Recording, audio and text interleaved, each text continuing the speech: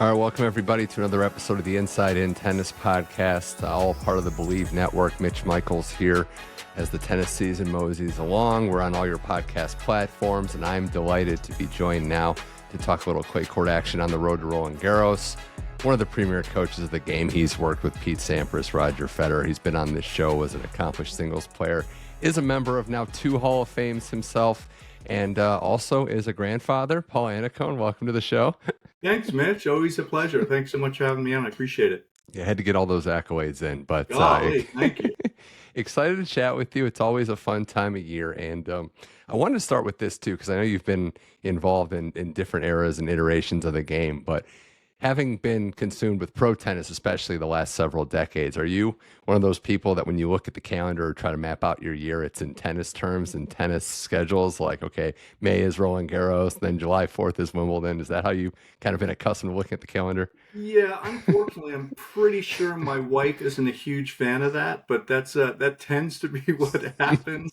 Is you look at the seasons, and then I historically have looked at them very similarly as I did as a player, which is you look at the 4 kind of cornerstones of the game, the majors, and you kind of work around that. So they tend to be my North Star as I try to navigate things.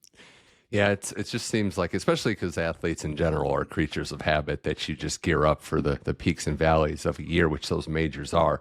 And we're gearing up for a Roland Garros that, for a lot of people of a certain era, Paul, it's a little unprecedented because this is the first Rafa-free Roland Garros. It's awesome that they're going to honor him this year. Well deserved, like the biggest no-brainer that there is. But, you know, for a lot of people in a certain era, all they've known is Rafa playing and dominating Roland Garros. So this is a new time, and you'll have to look at the history books and eras of the past, this transition to a more open field. We still have great players, but it is a little different without the apex predator roaming Roland Garros. Yeah, it's always different, right? And I think it's so warranted to absolutely kind of, to cherish our heroes and people like Nadal that have done things that you could never dream of.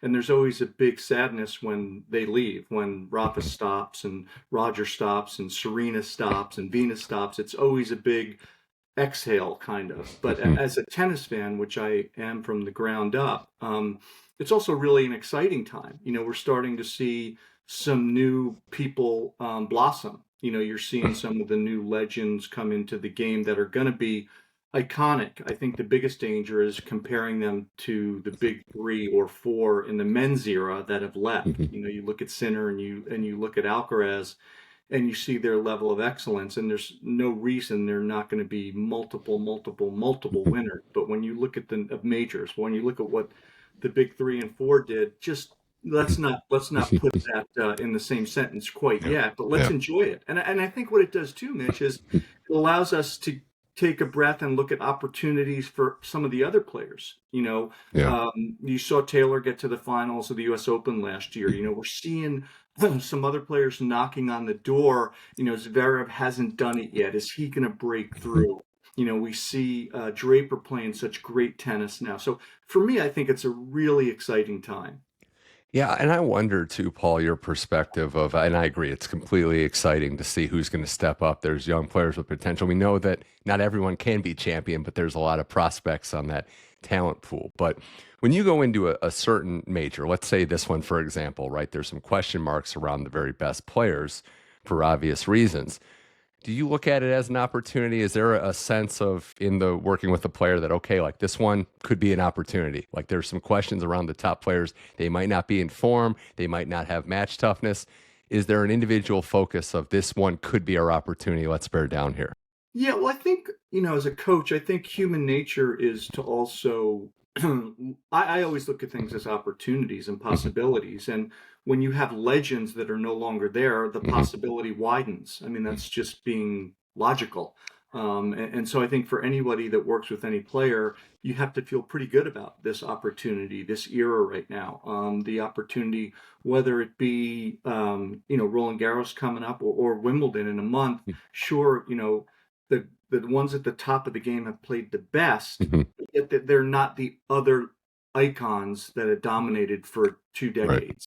So there's obviously a possibility. There's question marks for everybody. You see Casper Ruud with the big win in Madrid. That's huge. I'm so happy for him. He's been knocking on the door for quite some time now, so it's great to see him win. Yeah. But I think all of those players, you have probably 15 players in the men's field in particular, maybe, a dozen or so in the women's field who you feel like, okay, let's see what happens here. I think it's really exciting. But the Yeah. biggest thing as a coach is, 6 inches in front of your face. I mean, for me, talking to Mike Russell and who's with Taylor 24/7 and talking with Taylor, it's always going to be about first things first. Let's get through the first match. Let's prepare properly and take one step at a time. So Yeah. you want to stay in the moment as well. Yeah, and I would look back to the history books, not too deep, but Roger Federer's Roland Garros title in '09, Nadal loses early. There were still some tough matches on the way there where the nerves can get to and have gotten to anyone, even the all-time greats. So I do want to give you credit because the last time on this show, you kind of said, forget about necessarily the ranking, and the rankings are important, but it's tiers, right? Like there are tiers of players at the top. You put the players that have accomplished it, that have gone out. I think it was Alcaraz, Sinner, obviously. Djokovic was kind of floating, and then you have another group. Do you still see the men's game that way, where instead of like going at the rankings and the numbers, there's classifications of players, and you, as you just said, 12 of them that you think can really go all the way? Yeah, look, I think it's different depending on who you're talking about, and I think there was a greater separation in the era that's just passed because in 3 out of 5 sets, to win a major, you're going through 2 or 3 of Roger, Rafa, Novak, and Andy. I mean, you can have a big win, but can you have 2 or 3 against those guys? That's pretty monumental. Now, even though you have Sinner and Alcaraz at the kind of the top, and you have Novak who is there, and I don't care what anyone says, you don't count him out at a major. You have those 3 guys. Sure, there's a separation, but it's not nearly as much as it was with Roger, Rafa, and Novak, and you're not having to beat all 3. So I think the opportunity is there, and I do think there are tiers of players. Probably, in my view, I would put Sinner and Alcaraz, Novak, and probably Casper in the Okay. first 4 because Yeah. Casper's been there a couple times. So I think those would be my first 4. But in the next group, you have Zverev, who's knocked on the door. You have Medvedev, even though he's not great on clay, don't count him out as a major. And then you probably have 8 other people. And those gaps between those tiers are more narrow. So I think it makes for an amazing. I'm so excited to get over to Paris. I just can't wait. I think it's going to be an amazing couple of weeks. It's going to be great. You mentioned Casper. I do want to give him credit. The Madrid Open, another fun rendition of it. Casper Ruud defeats Jack Draper in the final, gets his first 1,000 level title. And yeah, there was that sense of what you said, Paul. Everyone seemed to be happy. It's kind of maybe rare in sports, tennis in general, that everyone was kind of like good for him, pulling for him in a way to get that first title because he'd been so close at this level. Very impressed with what he did, not just in winning the title, but in that match, Paul. Draper had been buzzing along, has been getting better, had played well on the clay. But what we saw from Casper was a master strategist out there, a problem solver, which I know you appreciate, and someone just knew exactly how to figure out his opponent and get the job done.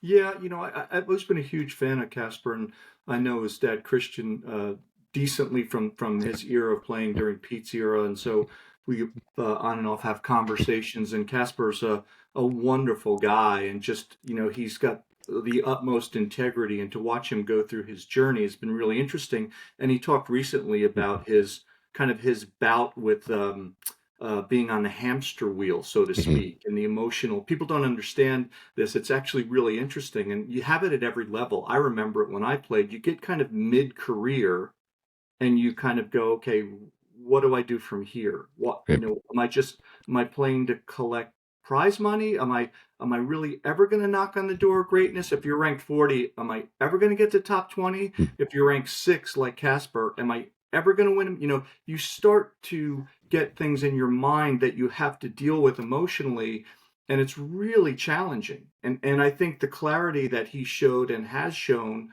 particularly in Madrid, And perhaps the help that he's gotten in managing the moment has only given him more confidence and more peace of mind. And for me, that might be just enough to get him over the line to win a major. Because let's not forget, he's been to a few major finals already, so he knows how to get there, and perhaps now he knows how to cross the line.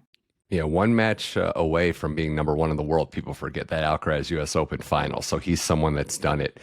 The thing on Casper, I wanted your perspective, Paul, because it has, and there's been talk of the game's more homogenous. The surfaces are more similar than they've been, but Casper's had clay success.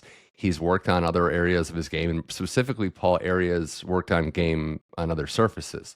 There was the debate and discussion of, is he sacrificing some of his clay success? I've always been of the school that, these players that have elite success can figure it out. And it just seems like there's a comfort level on clay for him that is different than other surfaces. But is that a struggle when you have players that want to maybe focus on better results on other surfaces that maybe overlook and over regard, I should say, their original surface?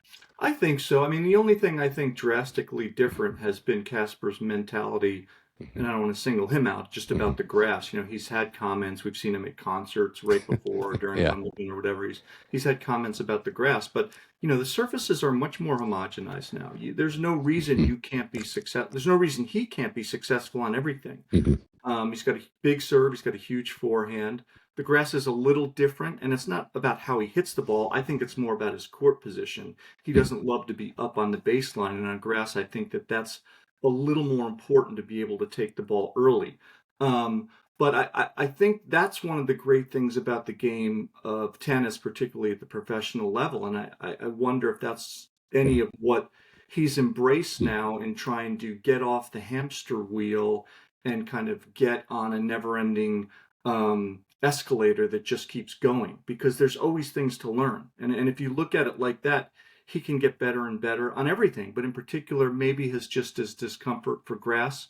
But I just think in today's era, it's easier to be more efficient on all the surface. It's not easy, it's easier.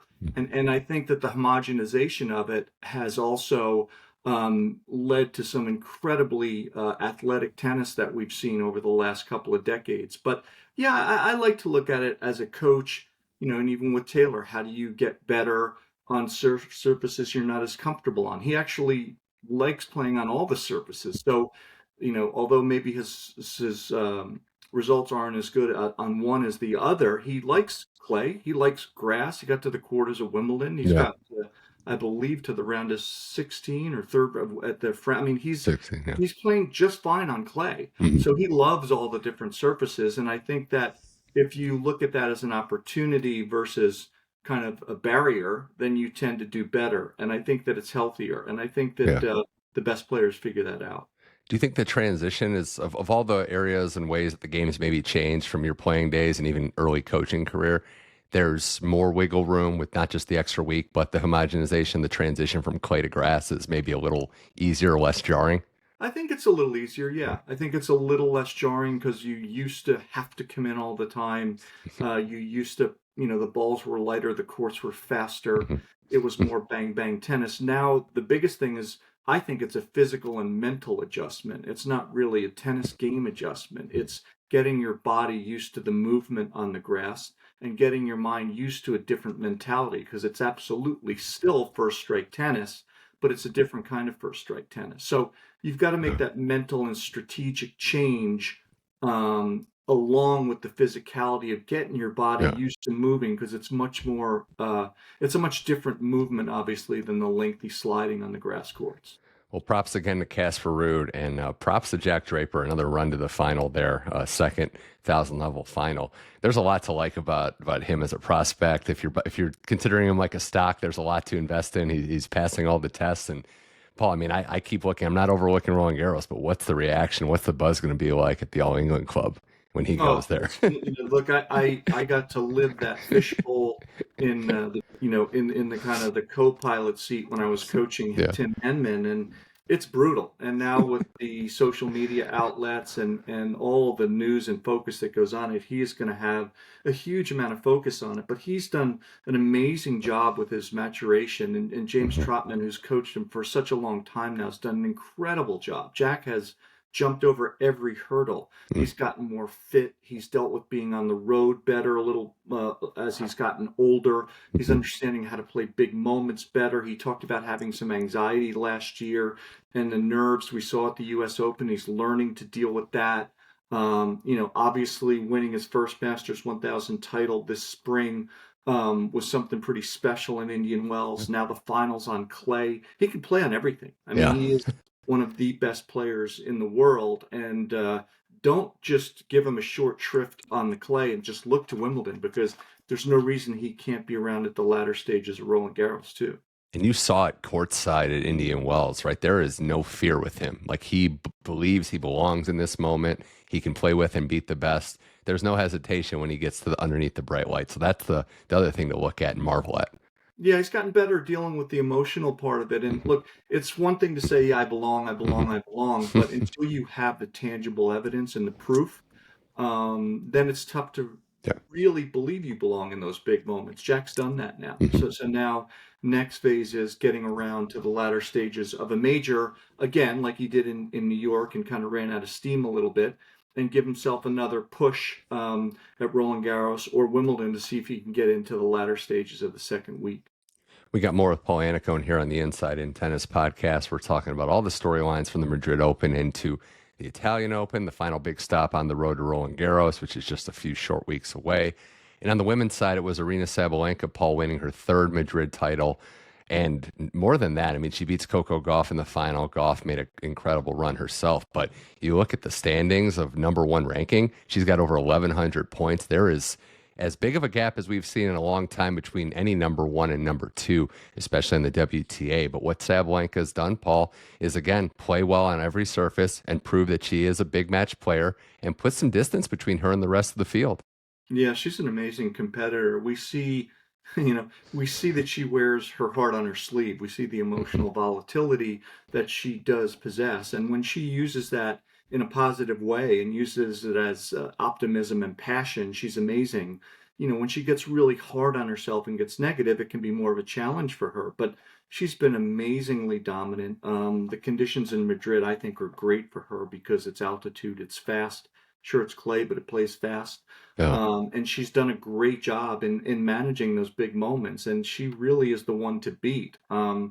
It's amazing to watch her now in the big moments because she totally trusts. And a few years ago, we were watching someone that really had a hard emotional time hitting second serves anywhere close to the box. And that's gone now. Every once in a while, she'll get in a spell where she has a couple double faults, but doesn't phase her anymore. So she's had an amazing growth. And I think it's going to be really difficult to knock her off that pedestal. I mean, for me, to watch Coco have such a great tournament's huge because she hasn't had a great year so far. And I think that she's struggled a bit. So to see her play so well, to take out Swiatek and play some really good tennis throughout the whole draw, I think is a huge moment for Coco as well. I agree. It was Andreeva, Swiatek, and then a competitive two-set match against Sabalenka. Also, a lesson to athletes, tennis players, and athletes in general, because that first match she had against Jastrzemska wasn't good, but she just fought through it. And the lesson there is just fight, survive, and stay in the fight. And that's what happened. And then look, best result probably of the year. Yep. Great players figure out how to win when they play average. And the greatest of the greats don't let those average days dent their confidence. And that's an amazing trait. And I think it can be a learned trait. And I think that all the great players I've been fortunate enough to be around had that, which is they don't panic if they don't have a great day. They problem solve, figure out how to get through it, and they live to play another day. I heard a commentary. It was Safina talking about Sabalenka and her practice routine. And it was basically like, you're practicing for the top players at the end of a tournament. So again, it's maybe something you've experienced too, where if a player is this good and this consistent as Sabalenka is, she kind of understands what the hurdles are going to be towards the end of the tournament. So it's a great luxury to have. It shows you the greatness and the consistency of Sabalenka. I guess, yeah. I mean, I would never say something like that. I don't think. I mean, the way I always put it, especially with every player, but especially for the great players have the biggest luxury because they really only have to take care of themselves. Because if they play well, they're not losing. They win, yeah. So that's why they're great. I mean, so for me, it's about their own kind of overview of their own identity as a player, and let's work on your game style. Not Mhm. let's let's play for the great players at the end of the tournament. Let's work on Right. what you do well, and Mhm. let's just make sure we reinforce your game style. And then when they have that mentality of being able to get through matches when they're average, then you put those two things together, and they're at the end of the Right. tournament anyway with a clear kind of viewpoint of how they want to play, which is my Right. style of play. Obviously, do my Mhm. strengths and point them towards the opponent's weaknesses. Um, but yeah, it's fun to watch the inner workings of all the different dynamics of how players kind of get through the different processes of playing good tennis because everyone is a little different. For somebody who could be working on areas of her game, and I'm not saying the sky is falling, but Iga Swiatek, not safe to say in the best form coming into Rome and Roland Garros as it's been. Still a four-time champion, still as of right now the favorite to win both of those tournaments. But what areas can she improve or Paul get back to the basics of where she's at her best? Because clearly it was a bad day at the offense against Coco, losing 1-1. How can Iga right the ship and get back to doing what she does on her favorite surface? Well, I think the biggest thing is between her ears. Really, it's at that level, I really think the mental aspects lead the physical most of the time. You're not all of a sudden not great. It just that doesn't happen. So there's something going on. Maybe she's missing her forehand a little. Maybe she's struggling on her serve a little. But the discrepancy between average and poor shouldn't be so vast, and the discrepancy between average and great shouldn't be so vast. And great players usually navigate and moderate that pretty well. She hasn't been lately. She seems a little bit on edge. She's a type A personality where she's a little intense all the time, which looks great when you're winning because it's a relentless one point at a time sense of, inevitability in terms of being kind of unbelievably oppressive to your opponent. But if you get a little negative and you're that way, it's very tough to calm yourself down and get back into a cool, composed, kind of competent process. And that's what she needs to work on right now is taking deep breaths, keeping things simple, and see how relentlessly optimistic she can stay because she's not, as good as Coco is, she's not a one-in-one player to lose to Coco Gauff, and that's not discrediting Coco. It's just Right. Swiatek shouldn't lose 1-1 to anybody. So there's something going on that she needs to just kind of sift Mhm. through. And she's a great player, and every Mhm. great player goes through that. So I'll be shocked if she doesn't sift through it. It's Yeah. just a matter of when for her. Yeah, still has four Roland Garros titles, so we expect Hmm. her to write. And the great players, as you said, can figure it out a lot quicker than most. So Sure. still time, still runway. See if she gets back. And yeah, the women's game is exciting too because Coco entering herself in the field as did Mira Andreeva this year. You have Sabalenka and Iga, so there's some good storylines heading into that tournament. And I did, Paul, wanted to switch our attention. You mentioned him earlier, Novak Djokovic going into Roland Garros, and we'll see what next week holds. I don't know that he's going to play any tournaments. He might enter the Geneva list, the tournament there. But as of now, has a three-match losing streak on the clay. Getting to be 38 years old this year is adding up the miles on the greatest, most accomplished tennis player ever. But he said something earlier, right? Like you're never going to count this guy out, and you're never going to count out the heart of a champion, as Rudy Tomjanovic once said.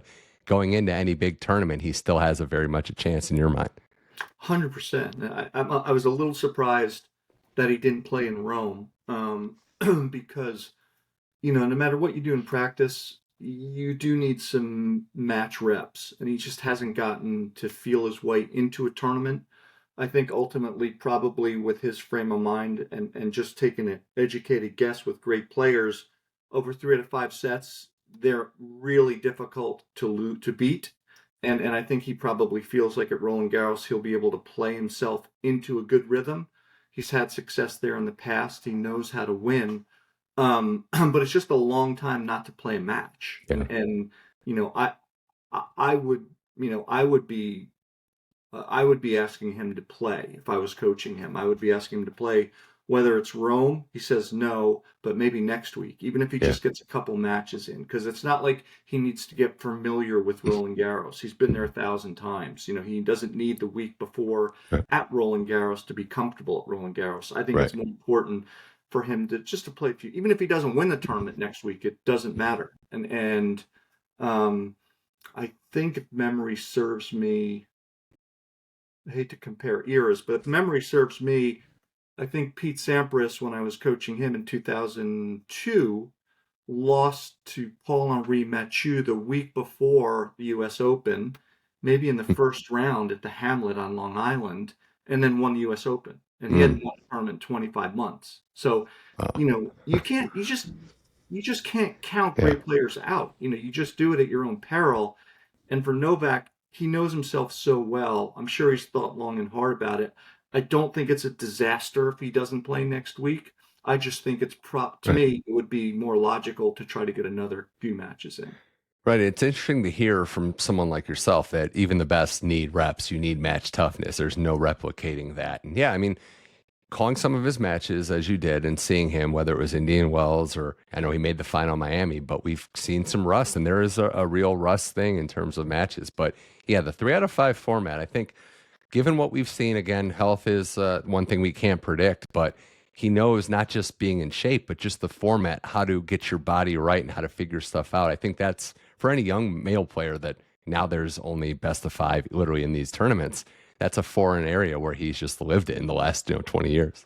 Yeah, it's amazing. He's been so incredible. Every time he steps on the court, I just, I just want to applaud and say thank you. It's just amazing to see all these legends that have done this for so long, and it takes so much out of you. And it's one thing to take stuff out of you physically. You can see that on players. You see Roger at the end of his career. You saw Rafa at the end of his career. The body starts to say, slow down, big fella. Maybe that's happening a little bit with Novak. We don't know. But what you can't measure is what goes on between the ears. And that's where it's so important to have the right group around you and the right people to help not necessarily know so much about psychology and emotional management, but know you really well. And I was fortunate enough to see that in Pete and to see, his ability to kind of reset at the end of his career and go one more push. And he did it, and I saw it with Roger from afar. After I left Roger, I saw him and Stefan and Seve and him and Ivan Lubicic and Seve kind of put the plan together and have that good push the last few years of his career. So you can redo it, but I think Yeah. a lot of it is between here. And that's why the folks that are helping Novak have to know him really well, and he has to be really receptive. And who better to do that than someone like Andy Murray that lived it himself? Yeah. So he's in pretty good hands, and it's a matter of those guys just hitting the stride and just getting into a few matches. That singular focus on a goal, as you've mentioned, with Pete, with Roger, with Novak, that's the part that I don't think gets enough discussion, respect for what it takes to be able to just lock in at this level and achieve your dream. So it's impressive. We'll see where Novak goes. I did want to ask you too. He is playing Rome, but Carlos Alcaraz, the defending Roland Garros and defending Wimbledon champ, will play this tournament after missing Madrid with an injury he suffered in the Barcelona final to Holger Rune. But Alcaraz playing, we know what he can do. He dazzles. He's electric, and he is the odds-on favorite to win Roland Garros again, Paul. But you saw it again firsthand in that Draper match. There have been dips in his game at times, and there's been some slow starts and some ebbs and flows that maybe we haven't seen from a guy like Jannik Sinner or players at the top from the past. Why do you think there have been, or why do you think Alcaraz has been prone to some dips in some of these matches? I just think because his ceiling is so high, and because he has such a freedom, such a joy to play, and he can do so many things so well that at times we just see that talent kind of overshoot the logical lens of high percentage. And you don't see that with Sinner. You didn't really Right. see it with Novak either, and you didn't Yeah. see it with Rafa. Once in a while, you would see it with Roger because I see Alcaraz way closer to Roger in terms of style than the other guys. But Yeah. guys like Sinner and Rafa and Novak, they can get into lockdown mode, and everything is so good that their average level is still way up here. Whereas because Alcaraz has so many toys in his playpen Yeah. that his average level sometimes can drop to here just because of shot selection, and perhaps maybe he doesn't just get into this mental mindset of I'm using my athleticism, high Mhm. percentage shots to big targets. I'm not going to make a bad decision, and when it's there to hit, I'm going to hit it. Otherwise, I won't. I think sometimes because he's so great it actually can be a hindrance. And I think that's one of the reasons why he's so captivating to watch, is because let's think about when we first saw him jump onto the scene. How many times did he hit drop shots at huge moments, and we just Yeah. sit here and scratch our heads and pull them off? Yeah. And so while there's a huge risk reward, there's also a high entertainment value. But also, as a coach and a player, you want to figure out how to narrow that a little bit. He's always going to have a little bit of that in him, and you don't want to take it away from him, but you want to narrow it just a bit. And I'm sure Juan Carlos Ferrero is working on that with him. He's a great tennis mind, and Carlos Alcaraz is a great young guy and an unbelievable talent. So great thing about this game is you can always get better at it. So I'll be really intrigued to see what we see, and let's just hope he's physically healthy. That's why the coaches have the jobs they do, right? It's your job to figure out a way to get the best out of it, to limit it, but not take it away, his creativity and his joy. The last thing on Alcaraz, Paul, and I know I'm kind of putting you on the spot, but if he plays his best, do you see him as the guy at Roland Garros yet again? Yeah. If he plays his best, he's the best player in the world. That's my opinion. I don't care what anyone else does. If he plays his best, he's the best player in the world. But it's like when I talk to any player, you play your best a couple times a year and you play your worst a couple times a year, and the rest is what makes you up as a player. So for me, I always look at how good your average level is. And I think that's why Taylor Fritz got to be 4 in the world last year. Not because his best got better, because his average play got better. Talk to Michael Russell sometime and talk to Taylor and ask him how well he thought he played at the U.S. Open last year. He didn't play great. He managed it unbelievably well, and he played the big moments well because his average level got better. So with Alcaraz, he's great. So if he plays great, no, I don't think anyone's beaten him. Finishing up here with Paul Annacone on the Inside In Tennis podcast. It's been a blast talking to one of the premier coaches in the sport. We get to Rome, the final stop here. Did you have any fun Rome stories of the Italian Open as a player or a coach? I mean, it's an interesting environment, to say the least. It's a great environment. Look, there's so much history there.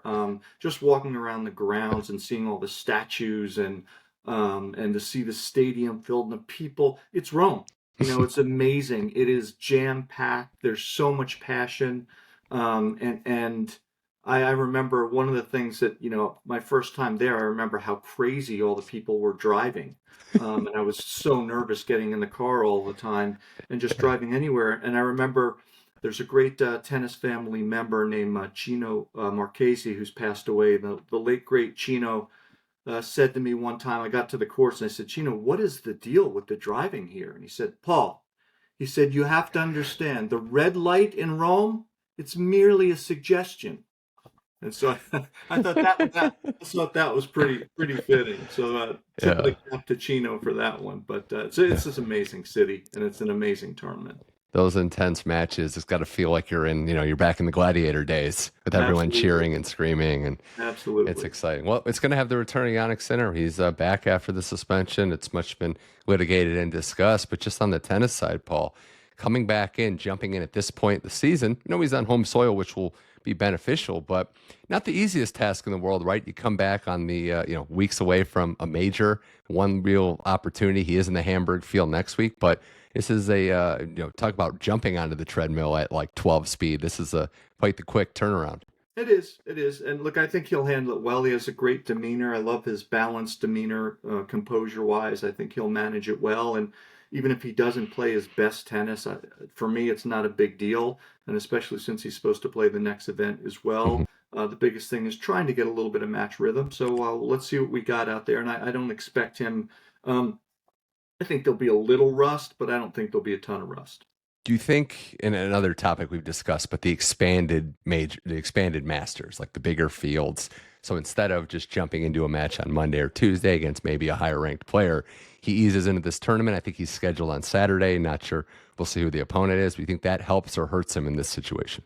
I think it helps. The every other day helps if you haven't played a ton of matches, because you have time to take a little bit of a breather between first and second match and second and third match. So it lets you kind of recoup, reevaluate, and then practice on the off day. So I think that's helpful. Well, I'm excited to see, and again, it's going to be Sinner coming back. We have Alcaraz at the top. We've got a lot of players coming up. We've got, some young players in the game too on the clay, and that was kind of where I wanted to end this too, whether it's some of the Americans that we're hoping to make a move here, or maybe a local Frenchman like Arthur Fils. I think there's an opportunity, as we've said, for some of these younger players on the clay, especially Paul, to make their move. So I'm curious if you have any players in mind or players that have captivated you in this shortened clay season so far. Yeah, I mean, I think that it's it is an interesting time, and you mentioned Fils. There's a young gentleman from Portugal that's pretty good as well, and we can't forget about him. And also, I think that when you look at, he's not as young, but I'll tell you, Musetti's been playing some really good tennis. I think Yeah. Musetti's starting to come into his own, and I look for him to do a terrific job during this week and also at Roland Garros if he stays healthy.